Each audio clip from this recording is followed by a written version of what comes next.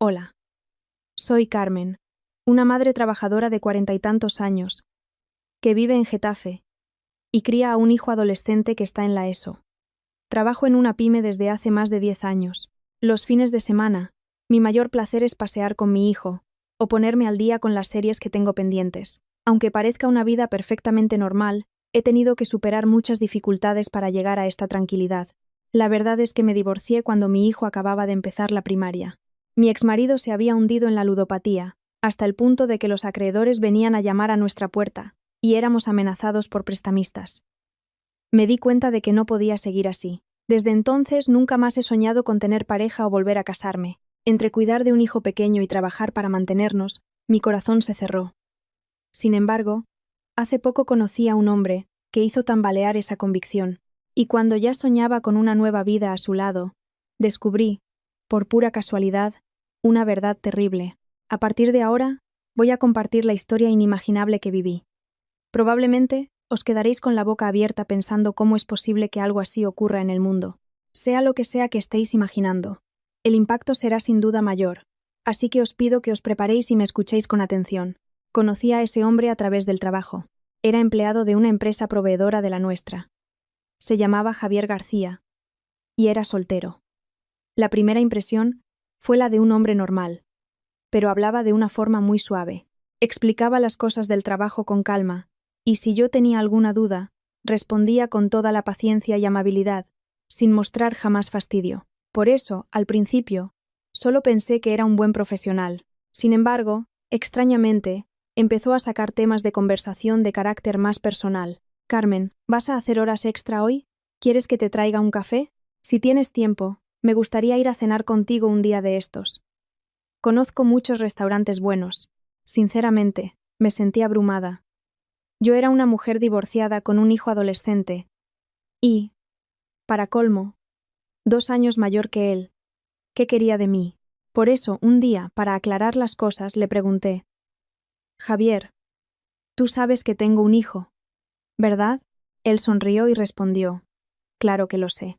Y, para serte sincero, es por eso que me gustas todavía más. Yo también soy una persona solitaria. Aquellas palabras se quedaron resonando en mi mente. Aún así, al principio, seguí rechazando sus invitaciones. No tenía la menor intención de involucrarme con nadie. Quien no ha pasado por la dificultad de criar a un hijo sola después de un divorcio, no tiene ni idea de lo duro que es. Además, mi hijo estaba en plena adolescencia, una etapa especialmente sensible. Entre el trabajo y su educación, no había espacio en mi vida para una relación o para un hombre. El recuerdo de mi exmarido, que nos arrastró a una pesadilla de deudas por culpa del juego, seguía atormentándome. Me había prometido a mí misma que nunca más confiaría en un hombre. Pero Javier parecía no saber lo que era rendirse. No insistía para que saliéramos, pero mantenía el contacto de forma constante, preocupándose por mi día a día. Carmen, hoy va a llover. ¿Has cogido paraguas? ¿Todavía no has comido? Aunque tengas mucho trabajo, no te saltes las comidas. Eran mensajes sencillos, de preocupación, pero con el tiempo, empezaron a tocarme de una forma extraña. ¿Cuánto tiempo hacía que nadie se interesaba así por mí? Pensaba que me había acostumbrado a vivir sola, pero su atención me dio una repentina sensación de consuelo y calidez. 3 meses después, acabé por abrir mi corazón. Respondí a uno de sus mensajes. Javier, ¿dónde está ese restaurante del que me hablaste? ¿Tienes tiempo este fin de semana? Y así fuimos a cenar juntos por primera vez. Fuera del ambiente de trabajo, se reveló como una persona aún más atenta y agradable. Sabía escucharme como nadie. Le hablé del divorcio, de las dificultades para criar a mi hijo, de los problemas en el trabajo. Normalmente, la gente se siente incómoda con estas conversaciones o despacha el asunto. Pero él lo escuchó todo hasta el final. Y al terminar, incluso me elogió. Carmen, eres increíble. Haber pasado por todo eso sola. No me imagino lo difícil que ha tenido que ser. Puede que otras personas no lo entiendan, pero yo creo que sí lo entiendo. Aquellas palabras hicieron que se me saltaran las lágrimas. Nunca nadie me había dicho algo así. A partir de ahí, empezamos a vernos con frecuencia. Salimos juntos más de medio año, y él siempre fue la misma persona. Si yo hacía horas extra, me esperaba en la puerta de la empresa para llevarme a casa. Si iba de compras el fin de semana, venía conmigo para ayudarme a cargar las bolsas pesadas. Pero lo mejor de todo era la forma en que trataba a mi hijo, Miguel. Ya sabéis lo sensibles que pueden ser los adolescentes. A la mayoría no les gusta la idea de que su madre tenga novio. Era mi mayor preocupación. Sin embargo, fue Javier quien se acercó primero a Miguel. Miguel, ¿a qué juegos estás jugando ahora? Enséñame a mí también. ¿Ha pasado algo divertido en el instituto?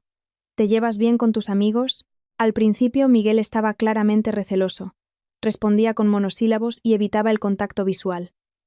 Pero Javier continuó tratándolo con cariño, y poco a poco vi a mi hijo abrirse. Un día Javier nos invitó a su casa. Carmen, venid a casa con Miguel. Os preparo la cena. A Miguel le gustan los espaguetis, ¿verdad? Fuimos entonces a su casa, un piso de 3 habitaciones en Madrid. Para un hombre que vivía solo, era bastante espacioso. Pero lo que más me sorprendió fue el estado de la casa. Era difícil creer que allí viviera un soltero.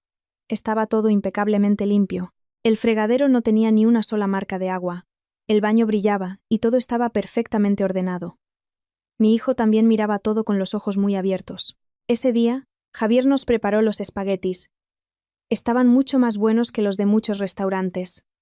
A Miguel también le encantaron y se comió todo el plato. Durante la cena, Javier y Miguel hablaron de videojuegos. Y la conversación fluía de forma muy divertida. Se notaba que no estaba fingiendo interés, sino que se estaba divirtiendo de verdad.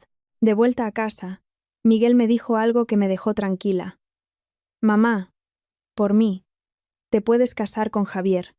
No es un viejo pesado, y mola hablar con él. Nunca esperé oír esas palabras de la boca de mi hijo, que era tan reservado. Por esa época, Javier me contó su pasado.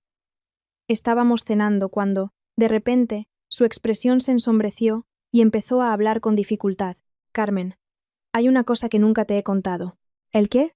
Perdí a mis padres cuando era niño. ¿Qué? Murieron los dos en un accidente. Por eso, desde pequeño hasta que me hice adulto, crecí en un centro de acogida. La universidad también me la pagué yo solo, trabajando de día y estudiando de noche. Yo ya había notado que era extraño que nunca hablara de su familia, pero no imaginaba que tuviera una historia tan dolorosa. Me quedé en shock. Solo entonces comprendí lo que quería decir cuando meses antes me dijo que él también era una persona solitaria. Sin saber qué decir, me quedé en silencio. Y Javier continuó. Es por eso que, cuando os miro a ti y a Miguel, siento unas ganas enormes de construir un hogar y tener una familia de verdad. Quiero ser un padre fuerte para Miguel, para que no crezca tan solo como yo. Y quiero protegerte a ti, Carmen, para que no tengas que pasar por más dificultades. Se me encogió el corazón y me limité a observarlo en silencio.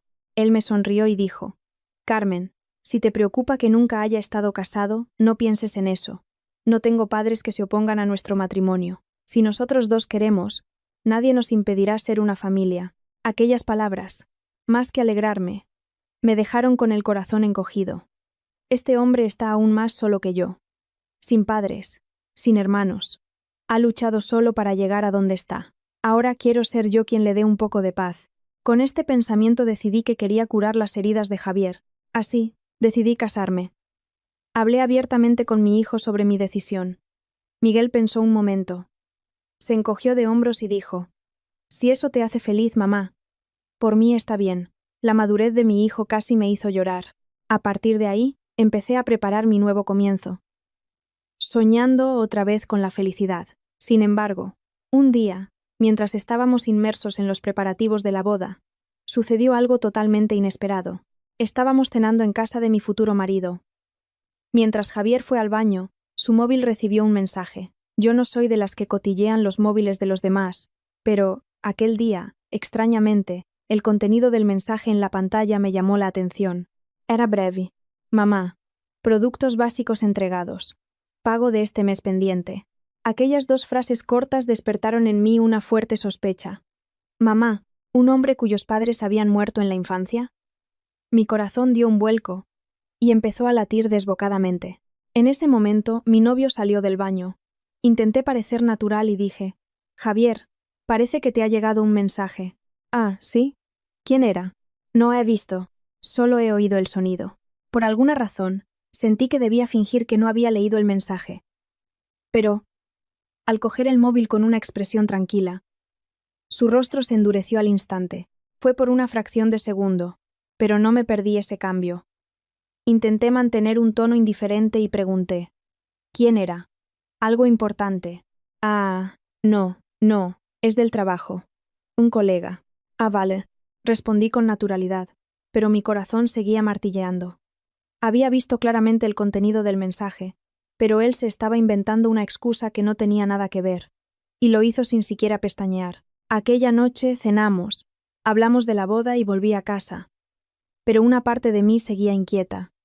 ¿Qué demonios era ese mensaje para que tuviera que mentir? Y, pensándolo bien, el tono del mensaje era extraño. Parecía una comunicación de rutina, casi un código entre dos personas. La verdad es que, en aquel breve instante, había memorizado el número de quien envió el mensaje. El contenido era demasiado extraño como para ignorarlo sin más. Pasaron los días, pero el mensaje no se me iba de la cabeza. Por más que pensaba, aquello no tenía sentido. Tenía que haber una razón para que me mintiera, diciendo que era del trabajo. Tras varios días dándole vueltas al asunto, decidí llamar a ese número. Por supuesto, sabía que no estaba bien desconfiar del hombre con el que iba a casarme, pero me sentía demasiado incómoda como para seguir adelante con la boda sin aclarar aquello. Con el corazón encogido hice la llamada. El tono de llamada empezó a sonar. 1, 2, 3 tonos. Con cada tono, mi corazón latía más deprisa. De repente, al otro lado, oí la voz ronca de un hombre. Diga. Intenté controlar mi voz temblorosa para ocultar mi nerviosismo. Disculpe, ¿por casualidad conoce al señor Javier García? Hubo un breve silencio. ¿Quién habla? Soy la prometida de Javier. Vamos a casarnos. ¿Casarse? La voz del hombre denotaba sorpresa. Tragué saliva e hice la pregunta que me atormentaba. Sí, nos casamos el mes que viene. Mire, usted le envió un mensaje a Javier hace unos días. Si no es molestia, ¿podría decirme qué significaba mamá?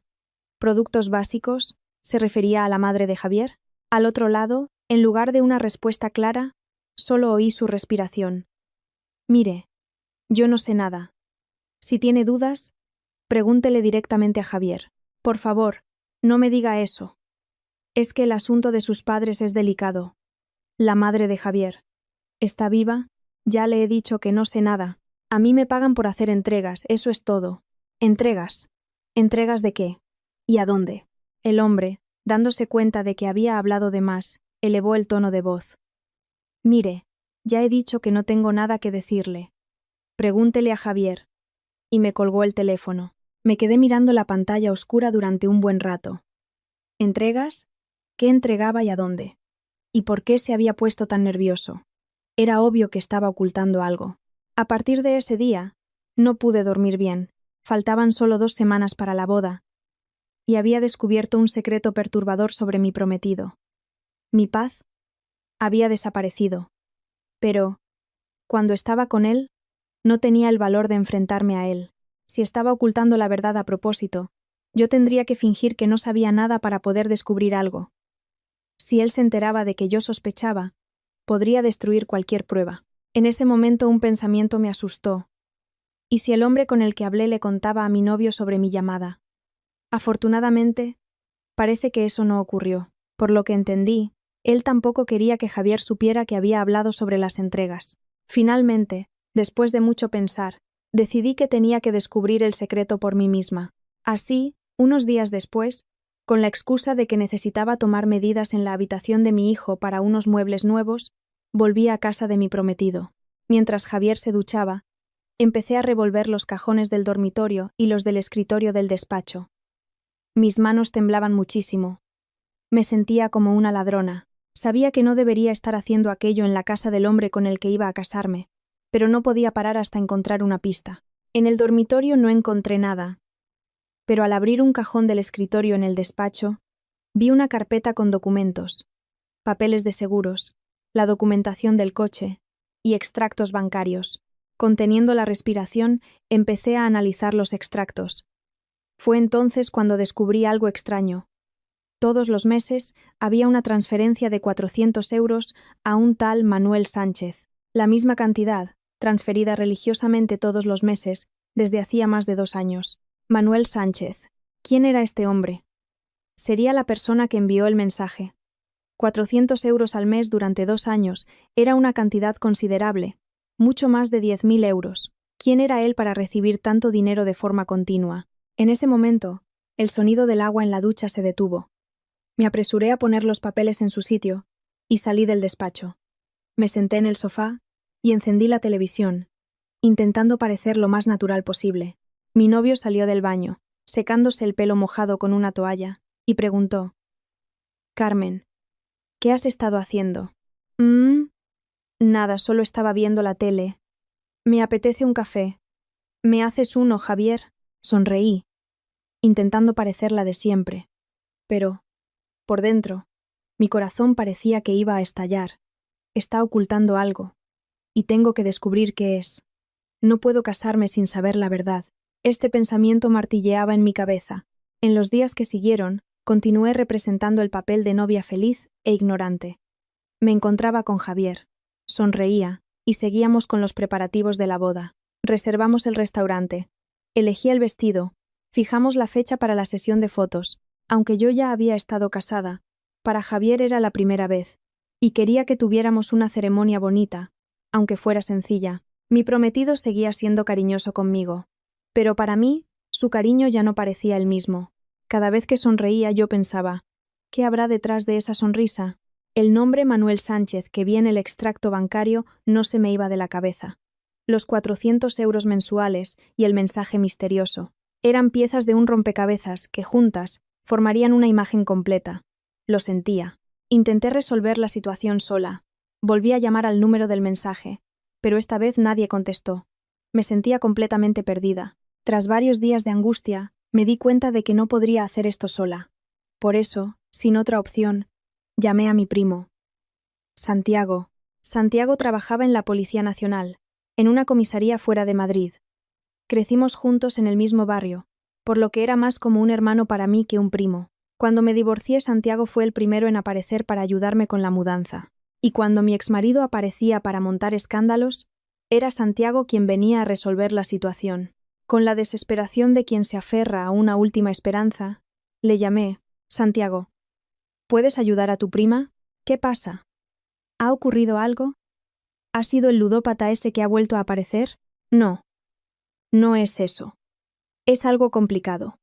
¿Podemos vernos para hablar?» El fin de semana siguiente, me reuní con Santiago en una cafetería discreta. Tenía miedo de que mi hijo escuchara la conversación en casa.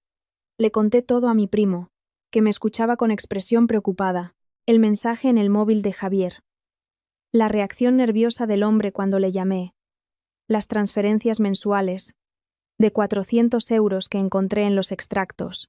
Santiago frunció el ceño mientras escuchaba y luego preguntó: «Prima, ¿ese tipo te dijo de verdad que sus padres habían muerto?» «¿No?» «Sí.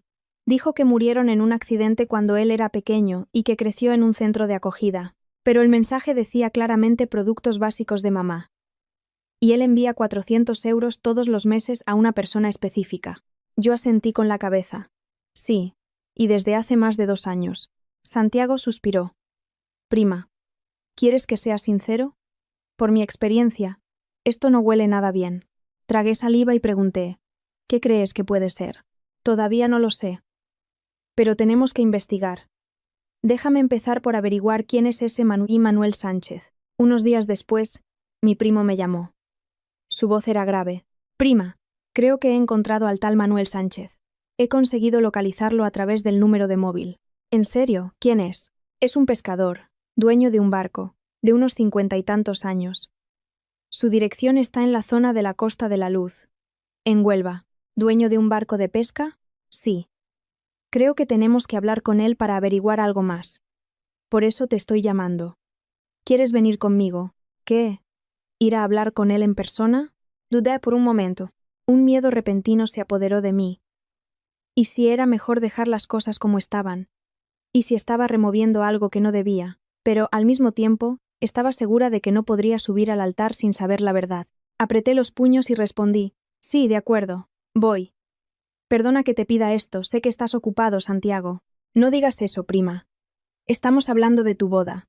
Yo saco tiempo. Pasados unos días, aprovechando el fin de semana, Santiago y yo nos fuimos hacia el sur, en dirección a la costa. A Javier le dije que iba a ver a una antigua compañera de la universidad que vivía en Andalucía. Sentí el corazón latirme más fuerte por estar mintiendo. Yo me sentía culpable por una mentira tan pequeña, mientras que mi prometido, aparentemente, había mentido sobre sus propios padres. Llegamos a la provincia de Huelva y buscamos al tal Manuel Sánchez. Lo encontramos en un pequeño puerto, reparando las redes de su barco. Era un hombre de unos 50 años, con el rostro curtido por el sol. Era, sin duda, el hombre de la fotografía que Santiago había conseguido. Mi primo se acercó primero. ¿Es usted Manuel Sánchez? El hombre levantó la cabeza. Su mirada era de desconfianza ante dos desconocidos. ¿Quiénes sois? Santiago le mostró su identificación de la policía. Policía Nacional. Necesitamos hacerle unas preguntas sobre el señor Javier García. El rostro de Manuel Sánchez se endureció. Desvió la mirada y agitó las manos. No conozco a nadie con ese nombre. Pero Santiago no se dejó amedrentar. No me parece que recibiera 400 euros al mes de alguien a quien no conoce, ni que le enviara mensajes. Manuel Sánchez se mordió el labio, mirando a su alrededor. Tras un largo silencio, suspiró y finalmente habló. Eso es el pago por las entregas. Es dinero que gano por mi trabajo. Santiago frunció el ceño y dio un paso adelante. ¿Entregas? ¿Qué es lo que entrega? ¿Productos básicos? ¿Pan? ¿Agua? ¿Latas? ¿Cosas de ese tipo? ¿Una vez al mes? Los lleva a una isla. ¿Es eso? ¿Una isla? ¿Qué isla?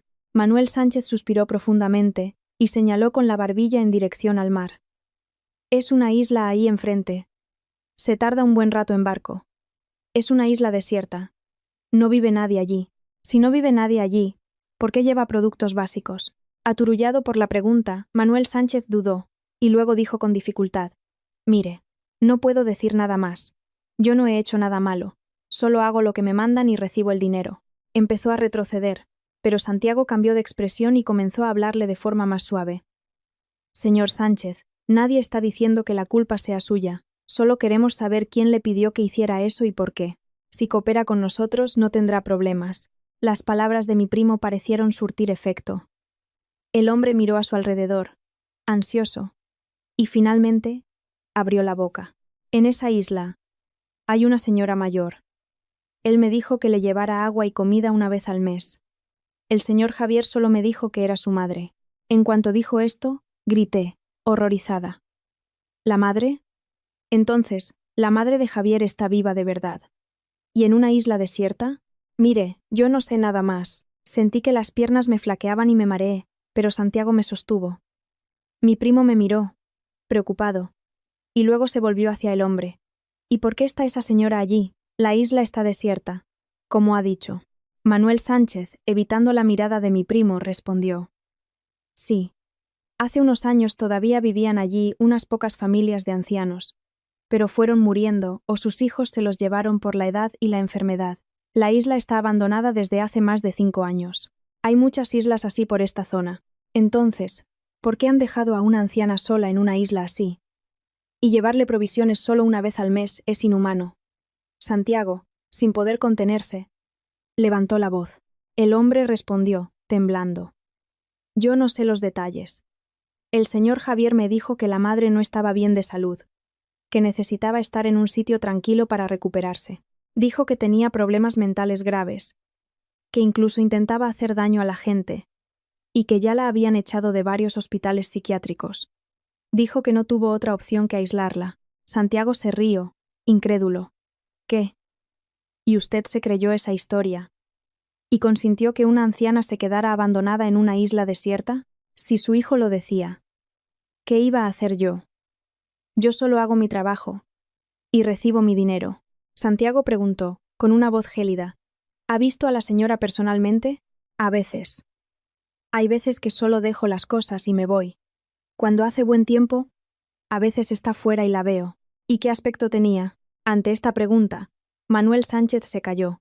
Santiago suspiró e insistió. Señor Sánchez, respóndame con sinceridad. ¿La señora le parecía realmente enferma mental y agresiva? Manuel Sánchez miró al suelo durante un largo rato, y luego murmuró. Para serle sincero, no me lo parecía. No parecía una enferma mental. Parecía más bien una vieja asustada. Santiago apretó los dientes, conteniendo la rabia. En ese momento, en estado de shock, dije sin pensar: llévenos a esa isla. Usted sabe cómo llegar. Manuel Sánchez dio un respingo, agitando las manos. No puedo. Si el señor Javier se entera, no me lo perdonará. Le prometí, secreto absoluto. Ante su reacción, mi primo endureció la mirada y le dio un ultimátum. Esto podría considerarse un delito. Si no coopera, podría ser acusado de complicidad y enfrentarse a una pena de prisión grave. Lo entiende. Las palabras de Santiago hicieron que Manuel Sánchez se pusiera blanco como la cera. Pero yo solo hice lo que él me mandó. Exacto. Si coopera ahora, es un testigo. Si no coopera, se convierte en cómplice. La elección es suya. Manuel Sánchez dudó durante un largo rato. Estaba tan nervioso que empezó a sudar. Finalmente, asintió con la cabeza. Está bien, pero les aviso. Aquello no es sitio para personas. No hay electricidad, no hay agua corriente. Prepárense bien antes de ir. Me quedé sin palabras. Él mismo admitía que no era un lugar habitable, y sin embargo, sabiendo que una anciana estaba allí sola, aislada por el mar, hizo la vista gorda y la abandonó a su suerte. Me quedé horrorizada. ¿Por qué mi prometido habría encerrado a su propia madre en un lugar así? No podía entenderlo, ni creerlo. A la mañana siguiente, embarcamos en el barco de pesca de Manuel Sánchez. Para asegurarnos de que no huyera durante la noche, aparcamos el coche frente a su casa, y estuvimos de guardia toda la noche. El día del viaje a la isla, el cielo estaba despejado, pero el viento era cortante. El barco se balanceaba violentamente con las olas. Yo, que rara vez he montado en barco, me sentía mareada, pero mi corazón estaba aún más agitado. Santiago me preguntó, preocupado: «Prima, ¿estás bien?» Sí, un poco mareada, pero aguanto. ¿Tú eres el qué? Gracias por esto, Santiago. Siento que tengas que estar montando en barco un fin de semana por mi culpa. Esto no es solo por ti, prima. Como policía, no puedo ignorar una situación de maltrato a una persona mayor como esta. Miré el rostro de mi primo y suspiré. Estaba mareada, ansiosa, y por otro lado, todo aquello parecía irreal. Hacía solo 10 días. Yo era una novia feliz, soñando con un nuevo comienzo junto a un hombre cariñoso. Aquel tiempo parecía ahora una mentira. Tras un largo viaje luchando contra el mareo, llegamos finalmente a una isla cubierta de vegetación salvaje. Manuel Sánchez arrimó el barco a unas rocas y amarró la cuerda. Podéis bajar. Yo espero aquí, no tardéis mucho. Si el viento aumenta, las olas se ponen peligrosas. Mi primo se volvió hacia él. ¿No viene con nosotros? Yo no subo ahí. Incluso cuando vengo a dejar las cosas. Lo hago rápido y me voy. Su expresión era extraña. Parecía tener miedo, o quizás remordimientos. Santiago, para prevenir cualquier eventualidad, dijo con firmeza: ni se te ocurra huir y dejarnos aquí. Eso no solucionará nada. Al contrario, si no doy noticias, las cosas se complicarán aún más para ti. Así que no tengas ideas estúpidas. Manuel Sánchez suspiró y asintió con la cabeza. Poco después, Santiago y yo trepamos por las rocas y pisamos la isla. La primera sensación fue de un silencio profundo. El sonido de las olas, del viento, de los pájaros, aparte de los sonidos de la naturaleza, no se oía nada más. Ningún sonido de la civilización. Era un lugar donde los vestigios humanos eran prácticamente inexistentes. Siguiendo las indicaciones de Manuel Sánchez, subimos por un sendero estrecho, con la vegetación llegándonos a la cintura. Apenas se le podía llamar sendero, pues casi no había marcas de paso. Aunque Manuel Sánchez viniera allí una vez al mes, parecía que se limitaba a dejar las cosas cerca de las rocas y se iba. Cuando finalmente pasamos una pequeña colina, avistamos algo que parecía una aldea. Había 5 o 6 casas rodeadas por muros de piedra, todas ellas abandonadas, casas con tejados derrumbados, paredes en ruinas, portones caídos. Era evidente que nadie vivía allí desde hacía mucho tiempo. En ese momento Santiago señaló una casa. «Prima, mira allí». En el extremo de la aldea había una casa en mejor estado que las otras ruinas. Al menos, todavía tenía tejado, y en el patio había algo tendido. Cuando nos acercamos, vimos que era ropa. Una toalla vieja y ropa interior estaban colgadas en un tendedero, todo tan descolorido que era imposible adivinar el color original. Frente a la casa había decenas de botellas de agua vacías, apiladas, Aquellas botellas de plástico vacías eran el testimonio silencioso del tiempo que la madre de Javier había pasado abandonada en aquel lugar. Se me hundió el corazón. Realmente vive gente aquí. La madre de Javier está aquí.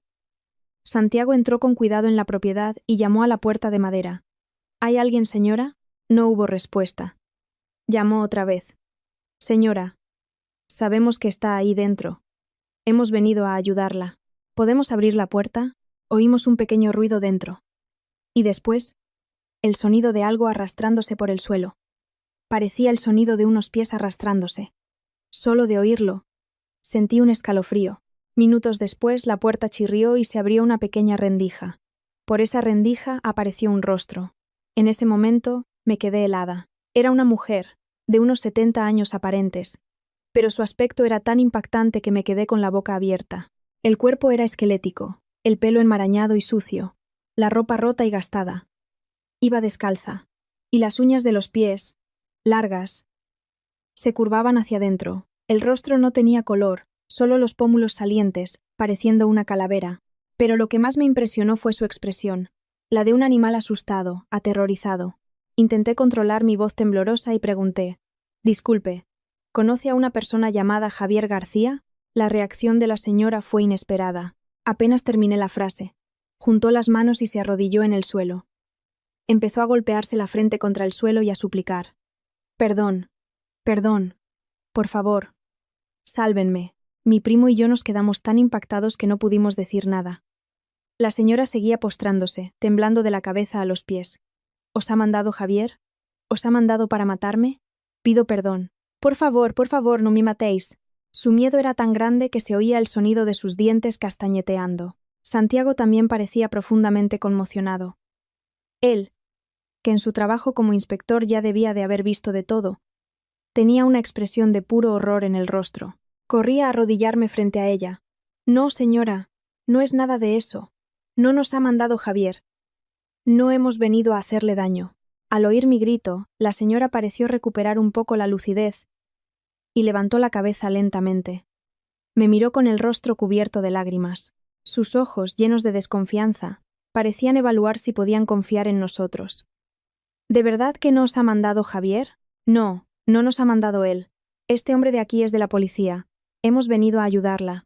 Al oír esto, la señora se agarró a mis piernas y empezó a llorar convulsivamente. «Oh, Dios mío, ha venido gente, ha venido gente». Al oír su llanto, también yo empecé a llorar. Mientras tanto, Santiago entró en la casa para evaluar la situación. Más tarde, me contó que, al entrar, el olor nauseabundo era tan fuerte que tuvo que contener la respiración. La casa estaba llena de envases de pan caducado, y en un rincón, una montaña de botellas de agua vacías. Había cajas de fideos instantáneos, pero la bombona de butano conectada al fogón estaba completamente vacía. Sin forma de hervir agua, se comía los fideos crudos, rotos dentro del paquete. Había restos de eso por todas partes. Sin electricidad, las noches debían de ser de una oscuridad total. Sin agua corriente, no podía ducharse ni usar un baño decente. En el patio, había un pozo. No sabíamos si el agua era potable, pero parecía ser la única fuente de agua que tenía. Yo no tuve el valor de entrar. Me quedé en el patio, abrazando a la señora. El olor que emanaba de su cuerpo era fuerte, pero eso no importaba. Solo sentía una enorme compasión, y no paraba de llorar. Pasado un tiempo, cuando la señora parecía un poco más calmada, le pregunté con cuidado: «Señora, ¿cuánto tiempo lleva aquí?» «No lo sé. Hace mucho que perdí la noción del tiempo. Ya ni cuento los días. ¿Pero se acuerda de cuándo vino?» La señora hizo memoria, y nos dijo la fecha en que llegó a la isla. Para mi asombro, hacía más de 2 años. Volví a quedarme en shock y exclamé: «Dios mío, ¿ha estado aquí sola durante más de 2 años?» 2 años. Ya ha pasado tanto tiempo. Quitando a la persona que de vez en cuando dejaba comida, no he vuelto a ver a nadie. La señora no pudo continuar, y volvió a llorar. En ese momento recordé algo. El periodo durante el cual mi prometido transfirió 400 euros al mes a Manuel Sánchez también era de unos 2 años. Es decir, desde que encerró a su propia madre en la isla, le pagó a Manuel Sánchez para que le hiciera este servicio. Levanté la cabeza y miré a Santiago en silencio. Él también me miró a mí. No necesitamos decir nada para saber lo que el otro estaba pensando. Tenemos que sacar a esta señora de aquí. Ahora mismo. Cuando intenté ayudarla a levantarse, Santiago rápidamente se arrodilló de espaldas a ella. Prima, ayúdame a ponerla a mi espalda. Yo la llevo. Se notaba la urgencia en su voz. Ayudé a colocar a la señora a la espalda de mi primo y los seguí. Vimos a Manuel Sánchez, todavía junto a las rocas, caminando de un lado para otro, ansioso. Santiago subió al barco con la señora a la espalda, y yo subí justo después. Apenas estábamos a bordo, Manuel Sánchez se apresuró a encender el motor y a alejarse de la isla. La señora, ya en el barco, miró la isla que se alejaba y la oí murmurar: por fin voy a salir de aquí. Aquellas palabras me hicieron llorar otra vez. Juro que, en toda mi vida, nunca había vivido una experiencia tan impactante y desoladora. La idea de que, durante 2 años, aquella señora miró todos los días al mar, esperando que alguien fuera a buscarla, me dejaba sin palabras. Ese día, en cuanto llegamos a tierra firme, llevamos a la señora directamente a las urgencias de un hospital. El médico que la examinó negó con la cabeza y dijo: sufre una desnutrición y deshidratación graves, y también tiene una infección cutánea grave. Con la edad que tiene, ¿cómo han dejado que llegue a este estado? Sinceramente, si hubieran tardado un poco más, podría haber sido fatal. Incluso recibiendo suero, la señora no me soltaba la mano. Se notaba su miedo, como si, al soltarme, fuera a ser arrastrada de vuelta a aquella isla. Le apreté la mano y le dije: señora, ahora está todo bien. Nadie la va a llevar de vuelta allí. Ella asintió con la cabeza y lloró de nuevo. En silencio, las lágrimas le corrían por el rostro arrugado. Aquella noche, sentada en un banco en el pasillo del hospital, le pregunté a mi primo: Santiago, ¿qué es todo esto? ¿Qué va a pasar ahora? Santiago respondió con calma: tenemos que esperar a que se recupere un poco, para saber los detalles. Pero, por lo que hemos visto hasta ahora, una cosa está clara. ¿El qué? Ese hombre. El hombre con el que te ibas a casar. No es una persona normal. No pude decir nada. El hombre que había elegido para superar mis heridas del pasado, el hombre que era tan bueno con mi hijo y tan cariñoso conmigo, había abandonado a su propia madre en una isla desierta. La realidad me golpeó de nuevo, dolorosamente. Aquella noche, en un hospital de una ciudad que no conocía, pasé la noche en vela. Al día siguiente, el estado de la señora había mejorado un poco. Después de recibir suero y descansar un día, su expresión tenía un poco más de vida. Seguía delgada y agotada, pero ya no tenía aquel aire aterrorizado de cuando la encontramos. Santiago se acercó a ella y le preguntó con cuidado: señora, ¿ya se siente con fuerzas para contarnos lo que pasó? ¿Qué ocurrió durante todo este tiempo? Si está cansada, puede descansar más. La señora negó con la cabeza y empezó a contar su historia lentamente. No, ya estoy mejor. Me llamo Amelia. Cumplí 70 años en esa isla. Javier García es, en efecto, mi hijo, pero no fui yo quien lo crió. Al recordar el pasado, los ojos de doña Amelia se llenaron de nuevo de lágrimas. Nos contó que, de joven, sufría violencia doméstica. Su marido, cuando bebía, le pegaba constantemente, muchas veces delante de su hijo. Un día, no aguantando más, huyó de casa, pero no pudo llevarse a su hijo, lo que se convirtió en el arrepentimiento de su vida. Quería tanto traerlo conmigo, pero aquel hombre no me lo permitió. Como yo no tenía nada, legalmente tampoco podía hacer nada. Tras el divorcio, la custodia del hijo se la quedó el padre, y doña Amelia se fue de casa sin nada, trabajando en restaurantes, en fábricas, en todo lo que salía. Unos años más tarde, su exmarido murió en un accidente, borracho. Al enterarse de la noticia, fue inmediatamente a buscar a su hijo, pero la reacción de él fue inesperada. Por aquel entonces, Javier era adolescente, y empujó a su madre con frialdad, gritándole. Me dijo que yo lo había abandonado y me preguntó qué clase de madre era. Me insultó de todas las maneras. En ese momento, pensé que merecía esos insultos. Al fin y al cabo, la culpa era mía.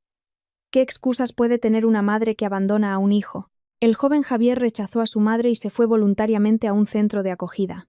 A pesar de tener a su madre viva, prefirió el centro. Tal era la rabia que sentía por ella. Pensaba que ella lo había dejado con un padre alcohólico y violento para irse a vivir su vida. Aún así, doña Amelia no se rindió con su hijo. Todos los meses, le enviaba dinero al centro, Le escribía cartas e iba a visitarlo, aunque él nunca quisiera verla. Nunca recibió una respuesta, pero sentía que era lo mínimo que podía hacer como madre. Hizo todo esto con el objetivo de dejarle esos bienes a su hijo, como forma de redimirse por no haberlo criado. Hasta que, hace 2 años, ocurrió un milagro. Javier.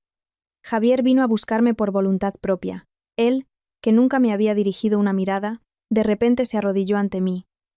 Me pidió perdón y dijo que quería vivir conmigo. No te imaginas cuánto lloré ese día. Doña Amelia hizo una pausa, reviviendo el recuerdo, y luego continuó. Esperé más de 30 años para vivir con mi hijo. Rezaba todos los días por ello, y pensé que el cielo finalmente había escuchado mis plegarias. Javier, después de empezar a vivir con su madre, fue, durante un tiempo, muy cariñoso. Comían juntos, iban de compras. La llevaba al médico, pero, pasados unos 3 meses, apareció con unos papeles extraños. Le dijo que las personas mayores eran a menudo víctimas de estafas, que el mundo era peligroso con los fraudes telefónicos, y que él podía gestionar su patrimonio de forma segura. Me dijo que solo tenía que firmar y poner mi huella, y yo hice lo que me pidió. Estaba viviendo un sueño por estar con mi hijo. Ni siquiera pensé en desconfiar. Doña Amelia firmó de buen grado los papeles que su hijo le presentó. El hijo que había vuelto a ella después de 30 años le estaba pidiendo un favor, y ella ni se planteó negarse. Solo más tarde me di cuenta de qué papeles eran aquellos. Me había convertido en una enferma de Alzheimer. Javier había usado un certificado médico falso para declarar a su madre como demente y convertirse en su tutor legal. Después, puso el piso y la tienda a su nombre. El piso de 3 habitaciones en Madrid al que nos había invitado era, en realidad, de su madre. En cuanto se apoderó de todos los bienes, y al darse cuenta de que no había nada más que quitarle a su madre, su actitud cambió radicalmente. Aquel chico, que era tan cariñoso, de repente empezó a tratarme como una carga. Me prohibió hacer cualquier cosa en casa. Y un día me dijo, «Vas a ir a un sitio con aire puro para descansar un poco». Me sentí un poco inquieta, pero nunca imaginé que Javier fuera capaz de hacerme algo así. El sitio con aire puro era la isla desierta e inhabitable. Al dejarla en la isla, Javier le dijo, «Si te quedas aquí quieta, te mandaré comida y agua para que no te mueras de hambre. Pero si intentas salir de aquí, te lo corto todo». Y de hecho, de vez en cuando, alguien aparecía para dejar comida en la playa. Sin teléfono, sin nadie que pasara por allí, no tenía a quién pedir ayuda. Una vez, se escondió y consiguió hablar con Manuel Sánchez, suplicándole que la ayudara, pero Manuel Sánchez, para no perder el dinero que recibía de Javier, se lo contó todo. Al mes siguiente, la cantidad de comida se redujo a la mitad. Después de eso, por miedo, nunca más dijo una palabra. Pensé muchas veces que era mejor morir, pero la vida es tozuda. Quería, al menos, vivir y morir con dignidad. Al escuchar la historia de doña Amelia, Santiago descubrió otro detalle espeluznante. Javier enviaba 400 euros al mes a Manuel Sánchez, pero el valor gastado en productos básicos no llegaba a 100 euros. Manuel Sánchez, en lugar de recibir los 200 euros que habían acordado por su colaboración, se quedaba con más de 300 euros para su propio bolsillo. Por eso nunca le llevó una bombona de butano nueva y le daba comida caducada. Javier era un monstruo, pero Manuel Sánchez, que por unas míseras monedas puso en riesgo la vida de una anciana, era igualmente despreciable. Santiago volvió a Madrid y pidió inmediatamente colaboración para la investigación. Manuel Sánchez, al ser interrogado formalmente, al principio lo negó todo, pero ante las pruebas, acabó confesando. Contó que Javier le dijo que su madre era enferma mental y que los hospitales la habían rechazado. Confesó que hizo la vista gorda por el dinero que recibía y que además se quedaba con parte de él. A continuación, le tocó el turno a mi exprometido. Cuando Javier salía de casa para ir a trabajar, la policía ya lo esperaba. Incluso detenido, siguió negándolo todo. Y en el juicio, lo mismo. Incluso bajo la presión del fiscal, no vaciló y siguió mintiendo. Fue mi madre quien dijo que quería descansar en un sitio tranquilo. Yo solo la envié a un retiro en un lugar apacible. Dejar a una persona durante 2 años en una isla desierta, sin electricidad ni agua, ¿es un retiro? Yo enviaba dinero suficiente para sus necesidades. Fue Manuel Sánchez quien se quedó con el dinero. Como estaba ocupado trabajando, no pude verificarlo, pero cuando le presentaron el certificado médico falso de demencia, su expresión finalmente flaqueó. Doña Amelia, tras varios exámenes, No presentaba ningún signo de demencia. Al final, Javier García fue condenado a 8 años de prisión por secuestro, abandono de ascendiente, falsificación de documentos y estafa. Manuel Sánchez fue condenado a 2 años por complicidad y negligencia. Así, el hijo desalmado y su cómplice sin escrúpulos recibieron su sentencia. Doña Amelia, tras recibir tratamiento y recuperar la salud, se fue a una residencia de ancianos. De vez en cuando, Santiago y yo vamos a visitarla, y siempre que vamos, me coge de la mano y me dice lo mismo. Carmen, ¿verdad? No lo pareces, pero tienes un hijo adolescente. Yo asentía con la cabeza en silencio. Si no fuera por una madre como tú, yo habría muerto en esa isla. Gracias. Si las cosas hubieran sido diferentes, podrías haber sido mi nuera. Es una pena. Yo le apretaba la mano y le decía, aunque ese no fuera nuestro destino, vendré a visitarla siempre que pueda. Cuídese mucho. Después de esto, luché para recuperarme de aquel shock y volver a mi rutina.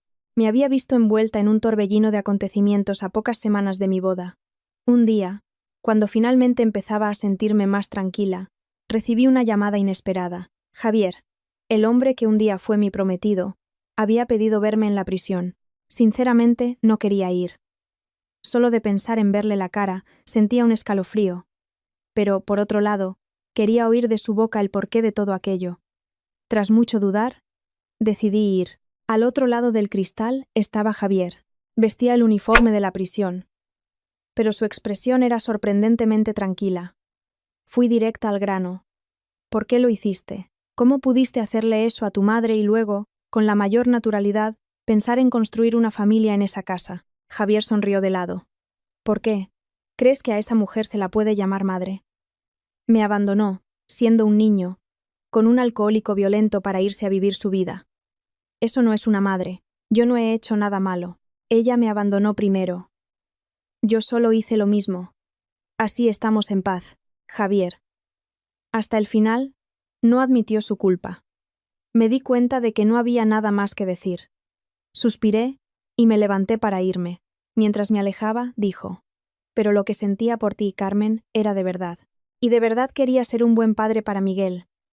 Ella me abandonó. Pero tú, incluso con un exmarido que te hizo sufrir, protegiste a tu hijo. Tú eras diferente a mi madre. Yo negué con la cabeza y dije, no hay madre en el mundo que no quiera a su hijo, solo que las circunstancias a veces no lo permiten. Tu madre se vio obligada a renunciar a ti. Tú elegiste abandonar a tu madre.